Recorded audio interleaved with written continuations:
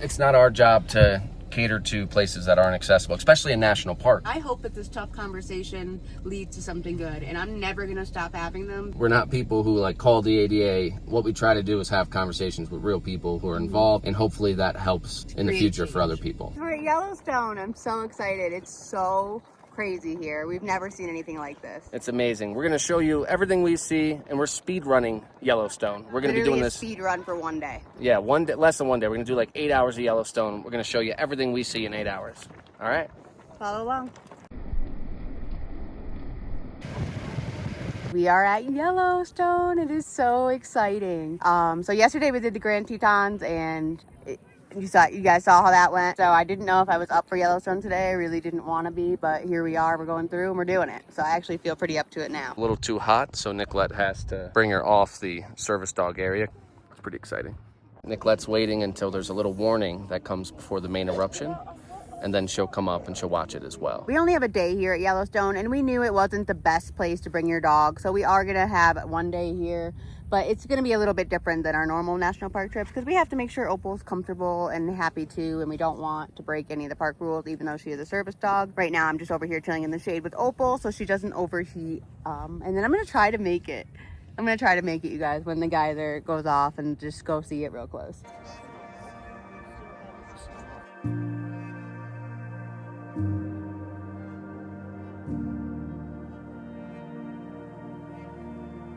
That was it, guys. That was Old Faithful. It's still going a little bit, but I think I captured it at its peak.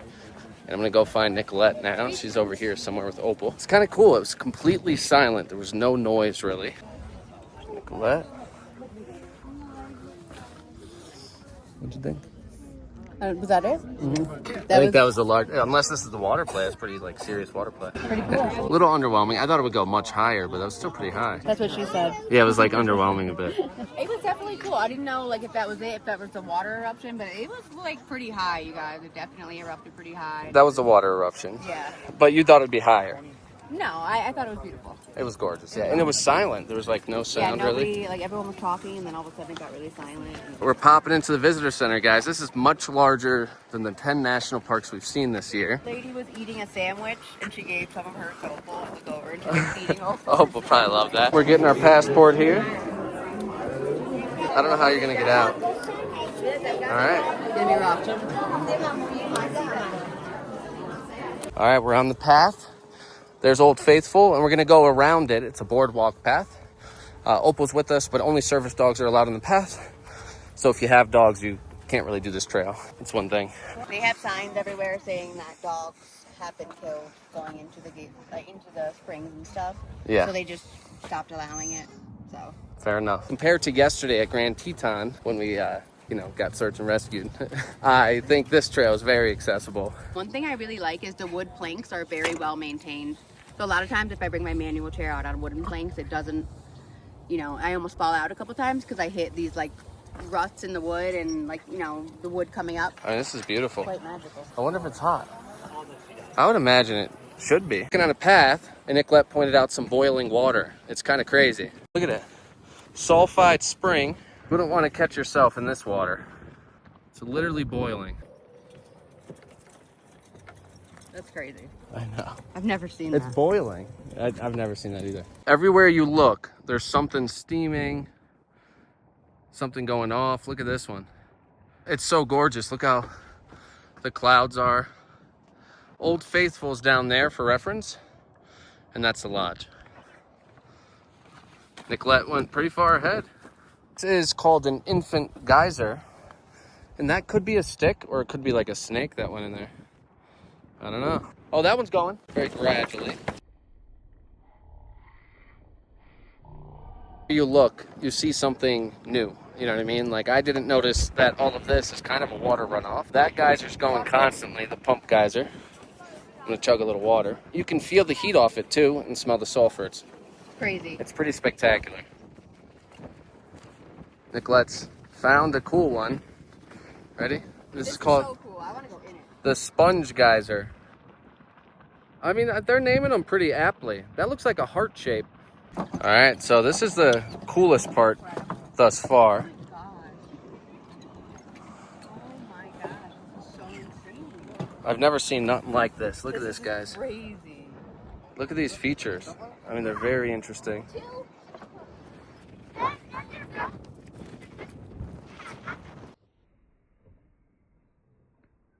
This is just boiling water. Just amazed. This is so beautiful, guys.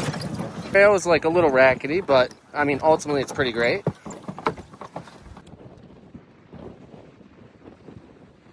Yeah, this is cool. It's so windy. It's going crazy, guys. But It's actually pretty welcome because it's so hot. it's hot and the wind makes you feel pretty good. Yeah. All right, we're gonna continue. That's how big the sky is. That's very blue water.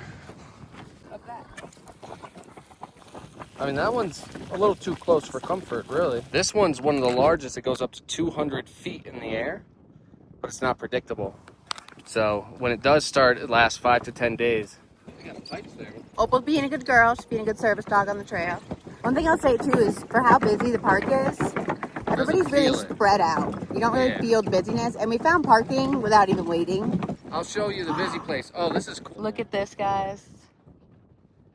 And then there's like a little bubbling pool in the background. All right, so we made it through that boardwalk path. Opal's And we made it really quick because it's not fair to Opal. It's really hot and she can't get down. So we wanted to just see it, show you guys, and that was it. Yeah, and our favorite places are ones where all pets are welcome. Yep. So Opal's welcome. She's a service dog. You know, just it's better for her to be able to actually safely explore places. So that's not a safe place for her. So she had to stay with Nicolette at all times on her lap. We're trying to pull into the Prismatic. I think. Grand Prismatic, yeah. Yeah, which is Spring. epic. Yeah. It looks like one of the coolest features, you know, at the park. I like to call it the Rainbow Spring, and I really want to see it, you guys. I love, like, colorful things. It's been turning into the parking lot for, like, 10 minutes? 5 minutes? It's been at least 5-10 minutes so far. So we don't know if we're going to be able to pull this off, but we're definitely trying, even though it's, like, a little unbearable. This is the line into the parking lot. Well, we've gotten through. We've gotten through quite a bit. 75% of the line so far. And we're just, like, waiting to park. Ooh, we think we see one. We got a handicap spot, guys. We got a spot! Well, there's 2 handicap spots open, and this parking lot is full. So, you know, I see you guys. They did good. Yeah. I see you.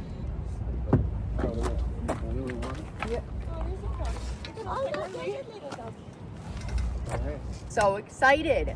Let's go. I've been seeing pictures of this my whole life, and now we finally get to see it, you guys. Look how beautiful, you guys. All right, we're walking up to the spring. It's getting so beautiful. This is so wondrous. This one's definitely going to be pretty epic compared to any other pool that we showed you. Yeah, there's like a hot waterfall going on over there.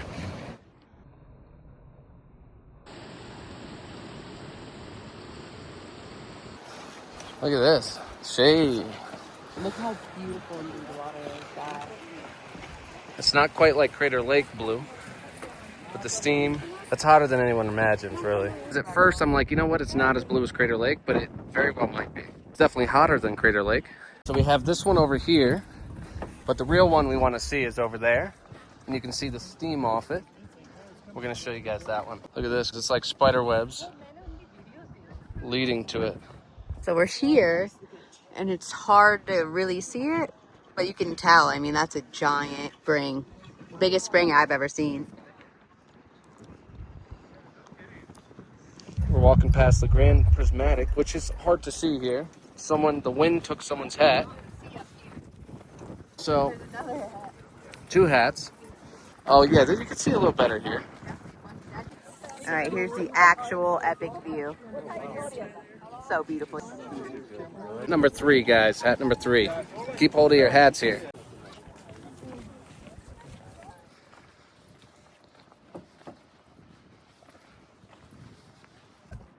Another 2 caps, a turquoise and a pink, and then a cowboy hat down there. Now we're leaving. All of the pools were so worth it, you guys. So beautiful. Worth the 10 minutes we spent finding parking.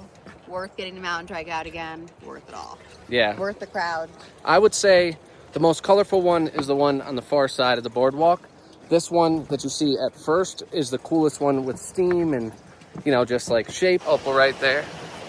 Look at that waterfall from the hot water, you guys. This is from the Grand Prismatic Spring, and that is so incredible. Time for some souvenirs. Settle on much. So I need my shirts to be like 100% cotton. They had no options for men that were like that. But Nicolette found a pair of socks. We got a magnet, and then we got postcards. Starving, so we're looking for some food. And they have Chinese food, which is actually like one of my favorite things to get. It's not the cheapest here, but it should be pretty good. Nicolette's figuring out if she will like the tofu. What do you think? I don't know what the tofu is, so I'm like looking it up.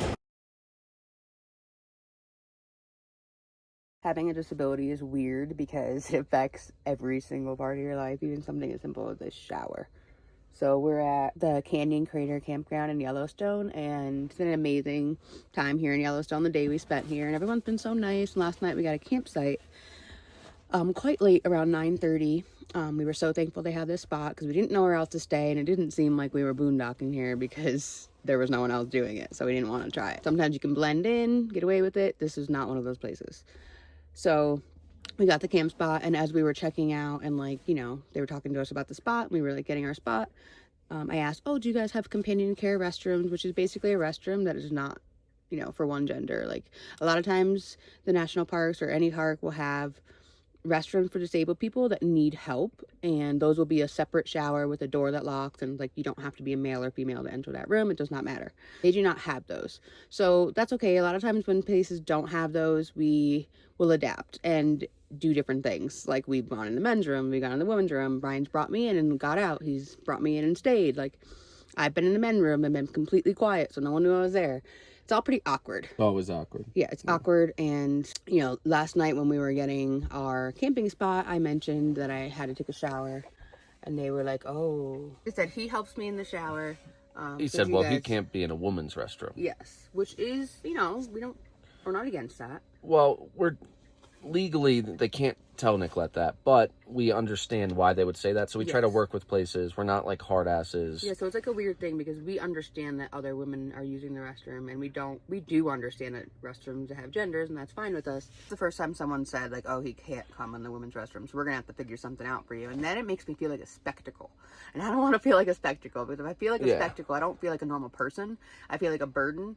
And I feel like I'm like causing problems, and it's like I'm just simply trying to shower, and any other camper here gets to just go in the shower and not think twice about it. I think this morning I'm just going to go in and say, hey guys, to be honest with you, we don't want you involved with Nicolette's shower. So, like we don't want anyone coming in. I'm going to get her in. We waited until people were done showering. And if it's a big deal, we'll just go somewhere else. And, you know, it is what it is. We were talking about the problem, and we were all trying to solve it. And even though we know how to solve it. Yeah. And they were like, what about that other disabled couple that came in that one time, and they had to come in at like 6:30 before everyone else was allowed to shower. He said, I don't wake up at 6:30. So I mean, I wish I did, but it's like very difficult for me to wake up that early. So it's not our job to accommodate destinations that don't have the proper disability stuff. It's their job to kind of work with us and ask us like, oh, what does Nicolette need? And basically, I read the law last night, just out of curiosity, like, am I wrong? I already knew the law. And I just wanted to read it. And basically, the law states that they need to make it as if Nicolette has the same experience as everyone else who isn't disabled. They can all go in and shower at any point. She needs to be able to do that, even if she needs assistance. So I don't think they know that. So I think we're just it's an education opportunity. We're going to educate them a little bit.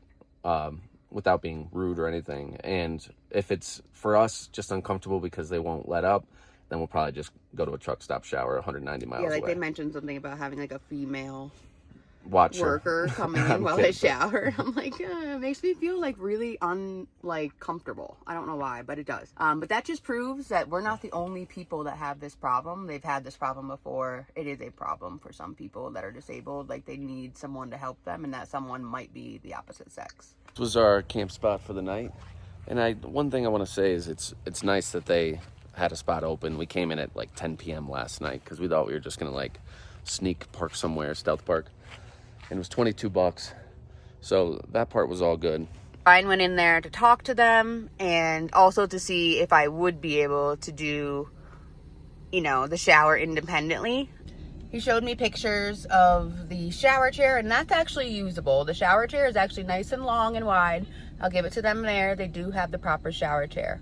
However, the shower chair is not in the handicap stall, and I don't think they actually have a handicap stall. So the stall is kind of like, we'll show you a picture, but it goes through. There's no angle that the shower chair would be able to be at and my chair be able to get through at the same time. And then there's absolutely no way for my chair to get on the shower chair. As an update, we planned on going in together and having the conversation with them. But when I went into the shower house, the front desk for some reason was on the other side of the building. I thought they wouldn't be there. It was also on this side, so they were all just there. And I said I need to check if I put Nicolette in that it's comfortable.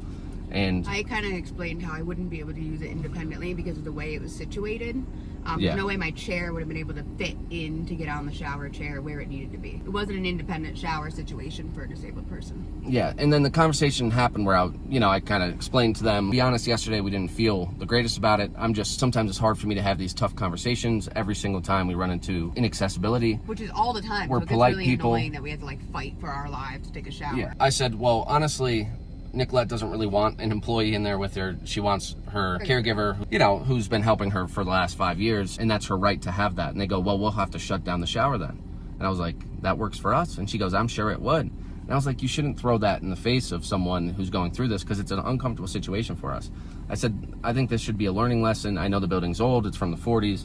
This should be a learning lesson that you should maybe build one right next to the building. Yeah, that's a companion care shower for disabled guests only. You can build an additional little shower house with 2 to 3 showers that are all suitable for people with disabilities. So that being said, after a 20-minute conversation and me just telling them I don't feel comfortable talking to you about this. This is what it takes for us to shower. They said, well, you can drive 45 minutes to the south and they have a family restroom. I was like, what? Minutes. It's 15 miles. We're going that way anyway, so we're just going to stop and see Artist Point, a little dirty, and then hit the shower. Which we feel accommodated. I'm fine. Even if we weren't going that way, I'm fine with doing that because it's much more comfortable for us to take that extra time to do it. And she said the only way it would take longer than 45 minutes is a bison jam up. I was like, oh, well, either way, that'd be cool.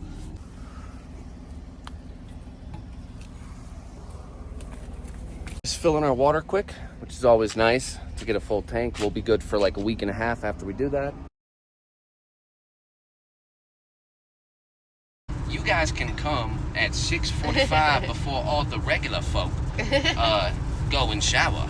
And in my mind, it's like the able folk need to shower from 7 to 3. So if you're disabled, come early. Wake up early, inconvenience yourself. So it's all convenient for them. Before we go shower, we wanted to stop here at this Artist Point in Yellowstone. And it looks pretty gorgeous. Oh, yes. Very exciting. All right, careful because it's not perfect. Opal's very excited. There's a video on our channel of us sleeping at the bottom of the Grand Canyon, right on the Colorado River. This is the Yellowstone Grand Canyon. There's also, our first video was the Pennsylvania Grand Canyon. Isn't that cool? Wow. Look at this, guys. Can you believe you wanted to not stop here? And there's a taste of the waterfall. I'll give you a quick one. It was steeper. Oh yeah, I didn't get to go there because it was too tight and someone hit our van, which was ridiculous. They but wouldn't let us park. Right here, babe, to the left. That's perfect for you. Look at this. Gotta take what you can get. Yeah, you got a good view here, right? Going up a hill now. She's a champ. I'm just really spasmy in the morning. Only reason this is a little difficult. You're doing good though. We've been much more active over the past month or two. Yeah, and it shows because I'm able to push my wheelchair a lot better. Yep. That one on the right is mad big. As we're driving to shower, we saw something for sulfur cauldron and it reeks of sulfur. The reason I stopped, it looks like mud baths, guys, like the boiling mud. But there's a bison here. It's boiling mud baths. That's all just sulfur smelly. It's coming right up. And then look, there's a bison. This is the new shower, and it does seem like it'll be okay. They knew Nicolette's name. We'll see though, we'll film it when we get in. The next spot, and I mean, this is the best accommodation you can hope for. And this is actually accessible here. So this one I that's a nice one. Yeah, their shower chair is perfect. Might even use this shower chair just because it's that good. So if you are disabled, ask them to come to the fishing RV Yeah, or just book with Fishing Bridge. It is a lot more pricey, but we didn't know about this place till now. But yeah, this is beautiful. We're not hard to please. But this one's actually like exceeds expectations.